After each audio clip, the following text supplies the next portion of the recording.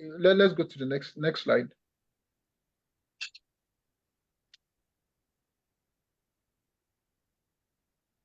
Next slide.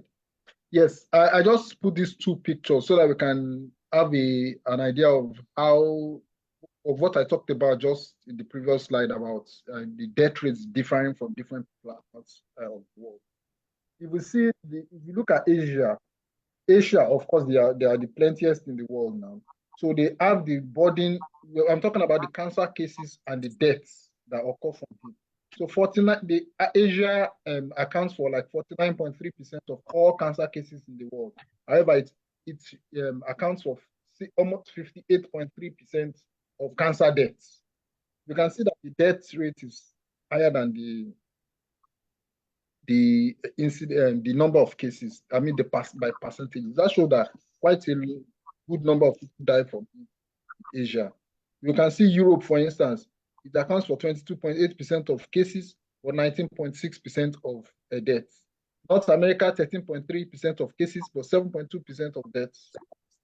So you can see that in places where you have developing countries generally, you can see that the percentage they account for of deaths is more than that of the cases. While in Europe and North America, the so-called developed world, you can see that the percentage they account for in deaths is actually lower than that of cases. Now, the causes of this may be two-pronged. First, some of the worst, now the cancers kill the people differently. There are some cancers that are, let's put the word relatively mild, that people can live with it, they are easily treatable. However, there are some that are very, very terrible. The treatment is very involved. The drugs for it are either not available or non-existent yet. Research is still going on. So people in Asia, they tend to have a lot of liver cancers, gastric cancers, and those are not very good cancers. Those are some of the toughest cancers to treat. While North America, they have less of this kind of cancer. So those are the two reasons why their deaths, the percentage of deaths they account for is more than the percentage of cases they account for. And also the fact that there's a lot of treatment there.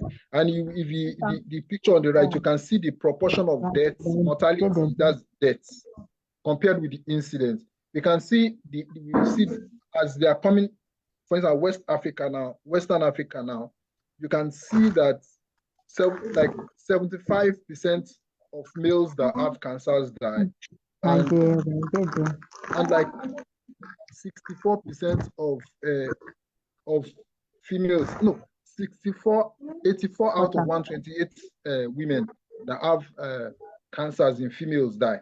You can see that's a very high percentage. You see the red compared to the blue is the proportion is very high compared to Australia, New Zealand, North America, Western Europe, Northern Europe, and the rest. So that shows that we still have a long way to go concerning our treatment of cancer. And generally, you notice that it's like it's being made to seem that as if these statistics that we have here are showing somewhat that we have less cancers than Europeans. There are two things that can account for this. First thing is that we don't have the true epidemiologies. It's very doubtful because so many people die in their villages and that they don't come to the hospital. And most of what we have available here are just hospital data and doesn't account for the population. We still have difficulty having population data. So it's difficult to, so it's likely to be more than this. And also those cancers are increasing because of we are adopting Western lifestyle very fast. So the problems they have, we are having too. So next slide.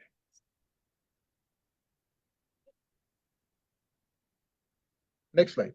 Yeah. So now it's very important to understand how cancers form. Once we understand how cancers form, it explains how we treat them, the modalities of treating them, and how we treat them, and to a large extent, how to prevent them. So I'm going to spend a little time to try to explain it. If you don't understand it completely, I think you can rewatch this so that you can have a fuller understanding. Now, cells normally have to divide to produce tissue growth. either even to produce tissue growth. And also, for instance, our skin now is replaced almost every month or so. The lining of our intestine is replaced almost every 2 weeks. Our blood, there are some cells in our blood that are replaced every 6 days. So we need to continue producing cells in the body just to maintain our normality. There are just very few kind of cells in the body that don't really replace themselves, like maybe the actual brain cells. We're not talking about other ancillary cells in the brain, but the actual brain cells, those are the ones that don't replace themselves. And some kidney cells that hardly replace themselves, some liver cells that hardly replace themselves, except there is a need. So now we need cells to divide. So we notice that we're talking about that cancer is uncontrolled growth of abnormal cells. So we have controlled growth of normal cells, that is normal human being.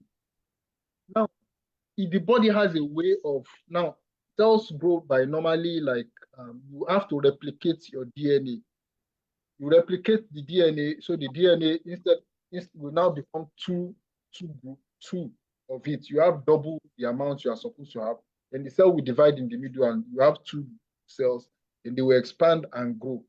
So that's how cells divide and grow. Now we have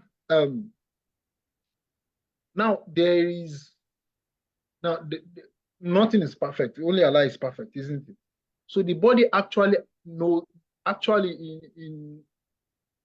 when the cells divide, because we have so thousands and thousands and thousands of bases in the DNA that has to perfectly replicate themselves. So it's replete with chances for error in this DNA replicating itself. There are hundreds of thousands of chances of making error inside this DNA every single time. So every single time a single cell divides in the body, there's a chance of there being an error. Now, there are different genes within that DNA. Some are the genes that regulate our normal body processes and everything. And there are now some genes that regulate the division of those cells, how those cells divide and everything. Now, some of these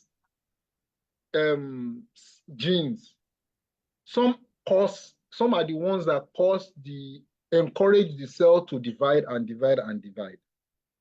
While some are the ones that put brake on the division. So you can see that put brakes on the division. If you look on the right, you see tumor suppressor genes. Those are genes that put brake on the way the cell is dividing. While there are some they call proto-oncogenes. Those are normal genes that actually encourage the cell to divide and divide and divide. So they are you have to have a balance between the two. Now the issue now occurs that if there is a problem, normally if there is a problem in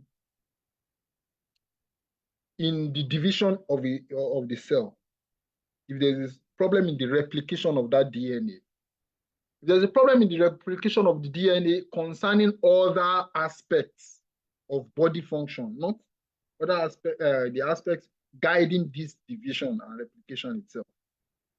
Usually the cells, for instance now, if the DNA that is guiding the usage of oxygen for the cell becomes damaged, the cell can't use oxygen and can't grow. So the cell dies off naturally. However, if the problem is with these genes that are regulating regulating the division itself, the DNA generation, you see that's a problem.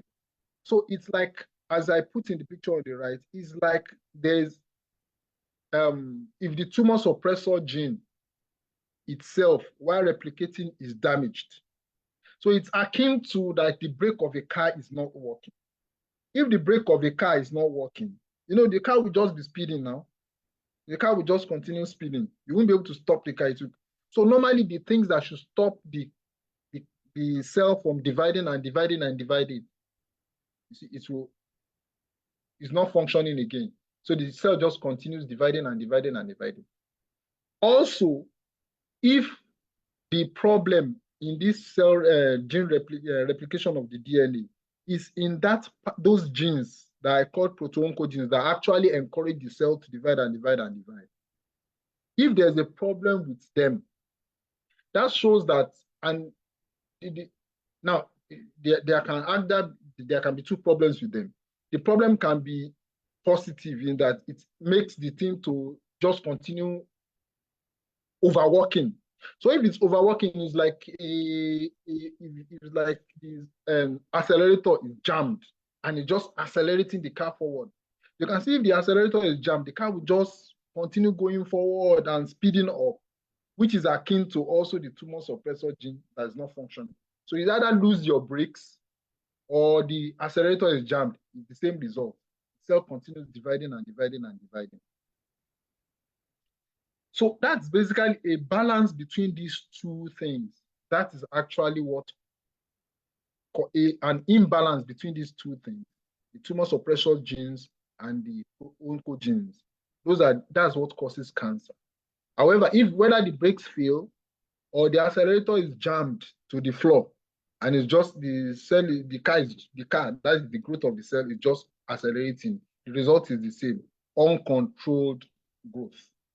Now, generally also, the body has a way also of, even when these mistakes happen, like these proto-oncogenes and oncogenes, even if they fail, the body has a way. That's why sometimes I tell people that all of us have cancers every day, but the body has a way of taking care of killing the cancer before it becomes a problem.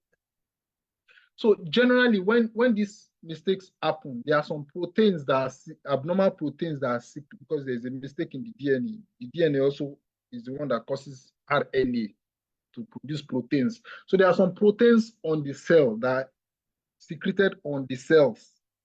Now, those proteins on those cells are abnormal because it's due to a mistake on the DNA replication inside the cell that caused them to be there. Now, when we were growing up in the womb of our mothers and our very early days, our immune system cells learn about all the proteins in our body. And they have the database of all the proteins in our body. So what their function as they are circulating throughout our body or every day is to be looking for anything that is not in their database.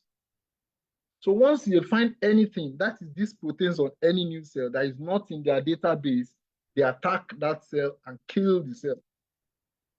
So that's why, although all of us develop cancer every single day, because we have billions and billions of cells replicating, and thousands of them, there are mistakes in them that escape being corrected. Yet these immune cells are able to kill all these cells every single day. So it's when this mechanism fails that a cancer starts developing. And now when a cancer starts developing, even then, now for something to grow in the body, there has to be new vessels, blood vessels, feeding that thing so that it can have both oxygen and nutrients to grow. So the tumor starts secreting secreting things that makes blood vessels grow into it and feed it. That's what I mean by new vascularization I wrote. However, if you cannot have new vascularization, if you can kill off the ability, now this is useful in treatments, which we'll talk about later. If you can kill off the ability of new growth in the body to have these new blood vessels, even when the immune system has failed and all those other factors have failed, the thing cannot grow and it dies off. So once we can understand this way cancer is formed, then we'll be able to understand how we treat it and how we can prevent it. And